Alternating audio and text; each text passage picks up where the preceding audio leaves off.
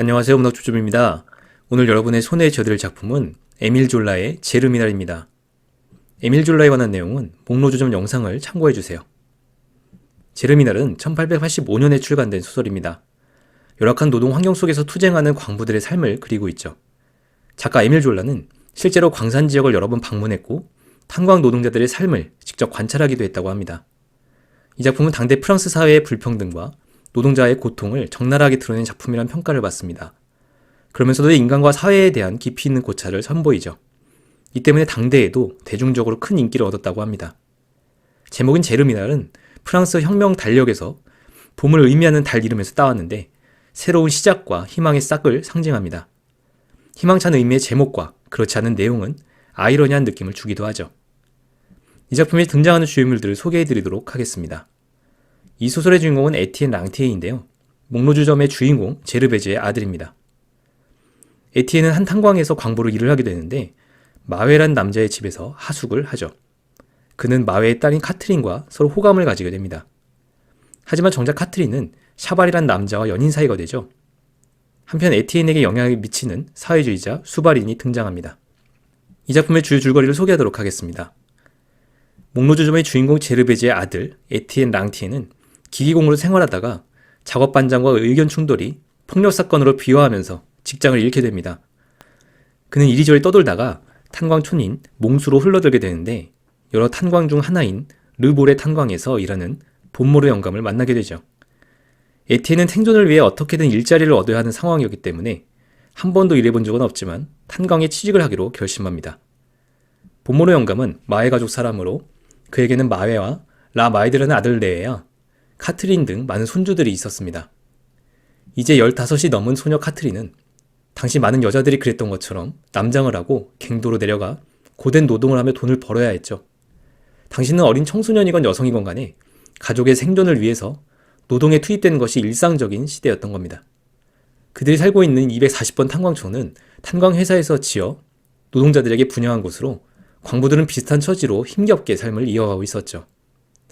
한편 에티엔은 한 술집에서 기숙을 하며 르볼의 탄광에 취직을 하고 마웨의 팀에 소속이 되어 익숙치 않은 탄광 노동을 시작합니다. 그는 남장을 한 카트린과 운명적으로 친해지고 두 사람은 서로에게 호감을 가지게 됩니다. 그런가 하면 광부 중에 샤발이란 청년이 있었는데 그는 에티엔에게 경쟁심과 질투심을 느끼며 카트린에게 적극적으로 접근, 연인 사이가 되는데 성공하죠.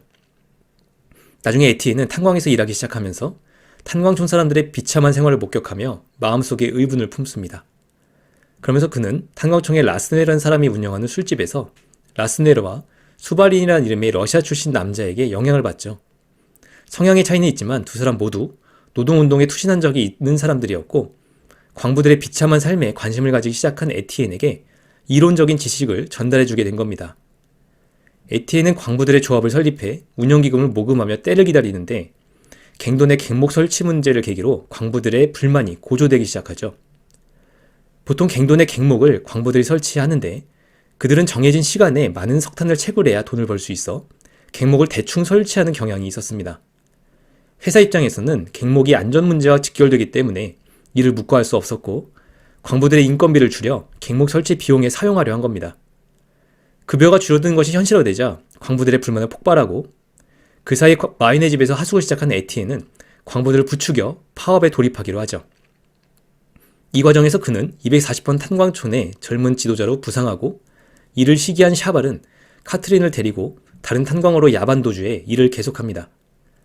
광부들과 회사는 강대강 대치로 치닫고 파업이 장기화되면서 광부들은 생활고에 시달리게 되죠.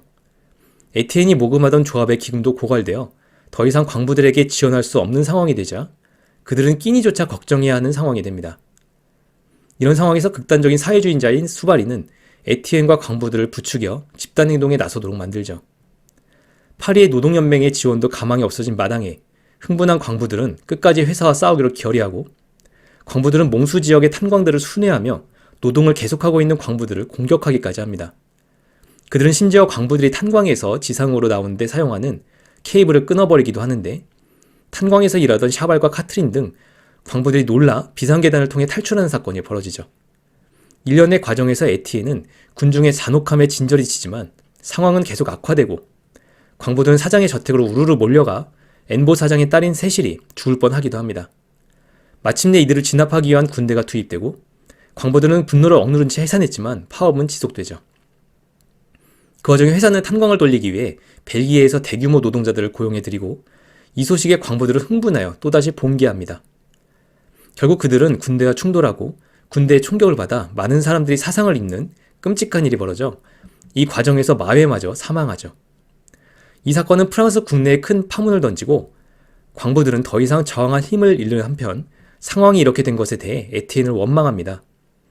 굶주림에 지친 광부들은 결국 회사가 원하는 대로 탄광의 속속들이 복귀하는데 극단주의자 수바리는 르볼의 탄광 내부에 잠입해 이를 꾸밉니다. 갱도에 지하수가 유입되는 것을 막기 위해 설치한 차수벽에 손을 써 약화시켜두는 테러를 저지르고는 떠나버린 것이죠. 이를 알지 못한 채 에티엔과 카트린, 샤발 등 사람들은 갱도로 내려가는데 작업 중에 차수벽이 깨짐과 동시에 지하수가 유입되어 탄광이 내려앉고 말죠. 상당수는 목숨을 건졌지만 에티엔과 카트린, 샤발은 갱도에 갇히고 거기서 오랜 시간 앙숙이었던 에티엔과 샤발이 격투를 벌이는데 샤발은 목숨을 잃습니다. 구조작업이 지연되면서 굶주린 카트린 역시 결국 사망하게 되고 에티엔만이 살아남아 겨우 구조되죠. 무려 6주나 병상에 누워있던 에티엔은 회복되고 탄광촌을 떠나면서 결국 노동자들의 인식이 성장하여 새로운 시대를 열게 될 것이라 확신합니다. 이 작품의 감상평을 공유하도록 하겠습니다. 먼저 이 작품에서 드러나는 군중 심리에 대해서 생각해 보겠습니다. 주인공인 에티엔 랑티에는 생계를 위해 광부의 일에 뛰어들었다가 광부들의 비참한 생활을 목격하고 충격을 받습니다. 그는 당시 유럽 사회의 유행처럼 번지고 있는 사회주의 사상을 받아들이면서 탄광촌 내 동료 광부들을 충동하여 집단 행동에 돌입하죠. 이 소설에서 나타나는 광부들이 집단 행동에 나서는 과정과 이어서 벌어지는 잔혹한 사건들은 군중 심리의 작동 메커니즘을 완벽히 보여주고 있습니다. 우선 광부들은 자신들과 광산회사, 그리고 부르주아들을 구분하고 집단 정체성에 눈뜨게 됩니다. 그리고 자기들의 비참한 삶의 원인이 회사와 부르주아에게 있다고 여기고 자신들과 대비되는 상대에 대해 분노하는 마음을 갖게 되죠. 광부들의 내면의 불만이 팽배하여 일촉즉발의 상태에 오게 되자 너무나 쉽게 그들은 집단 행동에 나서게 됩니다. 여기까지가 군중 심리가 작동하는 메커니즘을 보여주는 한편 이후에는 군중 심리가 유지되는 메커니즘을 보여줍니다. 막상 파업 등 집단 행동에 나선 사람들은 마치 호랑이 등에 올라탄 것처럼 이를 철회할 수 없었는데 집단 행동에 나서면서 이미 많은 희생을 치렀기 때문이었죠. 막대한 기회비용 때문에 사람들의 군중 심리는 유지, 강화되고 단일 대우에서 이탈하려는 동료들에게 폭력을 가하는 모습까지 보입니다. 일단 사람들이 잔인해지기 시작하자 서로의 잔혹성에 군중은 더욱 흥분하고 그 결과 점차 더 잔혹해지는 모습을 보이죠. 심지어 마에부부처럼 온순한 사람들마저 잔인해지게 되는데 에티엔마저도 이런 사람들의 모습에 크게 당황합니다. 파업을 통해 민중의 의지를 차분히 실행에 옮기고자 했던 그의 의지와는 달리 파업에 참가한 이들이 그의 영향력에서 벗어나 광분하는 모습을 보며 괴로워했다. 인간과 사회의 어두운 이면을 여과없이 보여주는데 탁월한 에밀 졸라인 만큼 이 작품 역시도 그런 모습을 잘 나타내고 있죠. 사람들의 군중 심리가 어떻게 작동되는지, 그리고 얼마나 쉽게 사람들이 잔혹해지는지를 이 작품을 통해 알게 됩니다. 다음으로 수바린이란 인물이 상징하는 것이 무엇인지 생각해 보겠습니다. 이 작품에서 눈길을 끄는 인물 중 하나인 수바린은 원래 러시아 출신으로 과격한 활동을 하다가 조국으로부터 추방된 사람입니다. 프랑스로 흘러들어와 기계공 일을 하는 그는 에티엔이 노동운동과 노동자들에 대해 관심을 가지자 곁에서 그에게 큰 영향을 미치죠. 그가 던지는 한두 마디의 말은 에티엔에게 충격파로 작용했고 그가 원하는 대로 광부들은 집단 행동에 나서게 됩니다. 여기까지는 별 특이할 점이 없어 보이던 수바린이 강한 인상을 남기게 되는 이유는 그가 탄광의 차수벽을 일부러 고장내버리기 때문이죠. 지하 탄광에서는 지하수가 흘러드는 것을 방지하기 위해 차수벽이 중요한 역할을 하는데 수바린이 이를 고장냄으로써 탄광이 주저앉아 버립니다. 이런 대형 사고를 쳐놓고 우왕좌왕하며 고통스러워하는 사람들을 태연히 바라보는 그의 모습은 소름이 끼치게 만들기에 충분하죠. 이렇게 보면 수바린은 단순히 어느 집단 안에 있게 마련인 과격분자를 상징하는 것으로 볼 수도 있지만 작가는 그의 의미를 더 확장해서 제시합니다. 훗날 부르주아들이 한 걸음씩 발을 떼어놓을 때마다 그곳에는 언제나 그가 있을 것이었다. 에밀 졸라는 수바린의 행동보다도 행동의 동기와 성향에 주목하라고 말하는 것처럼 보입니다. 탄광촌 광부들의 집단 행동이 끝내 좌절되자 수바린은 탄광을 주저앉히기 위해 일종의 테러를 저지른 셈인데 이런 과격한 성향과 충동은 누구에게나 있을 수 있는 겁니다. 그렇기 때문에 작가는 부르주아의 발밑도로가 폭발하는 곳에 수바린이 있다고, 수바린과 같은 생각과 성향이 있다고 표현하는 것이죠. 결론적으로 이 작품의 수바린은 우리 내부에 있는 과격한 모습을 상징하는 인물이라고 할 수 있습니다. 마지막으로 이 작품은 결국 성장에 대한 이야기라는 것이죠. 이 소설의 이야기를 간단하게 요약하자면 광부들이 생활고에 시달리고 회사의 부당한 요구에 분개하여 집단 행동에 나섰지만 결국 실패했다는 내용입니다.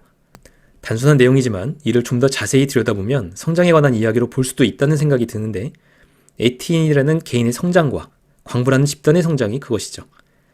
주인공인 에티엔의 경우에 광부들의 비참한 생활을 목격하면서 부조리를 해결해보겠다며 광부들의 지도자격으로 나서게 됩니다. 하지만 그의 지도력이나 문제에 대한 인식 등은 아직 서리고 있는 상태였고, 집단 행동이 실패로 돌아간 후 그는 동료 광부들로부터도 비난을 받습니다. 조합의 기금이 충분히 모이지 않은 상태에서 섣불리 파업에 나선 광부들은 굶주리게 되고 결국 일자리로 복귀할 수밖에 없었던 것이죠. 이 모든 것은 패배의 다음날 찾아온 급변한 태도이자 인기에 뒤따르는 치명적인 이면이며 아무 소득 없이 견뎌야 했던 모든 고통으로 인해 격화된 증오의 표출이었다.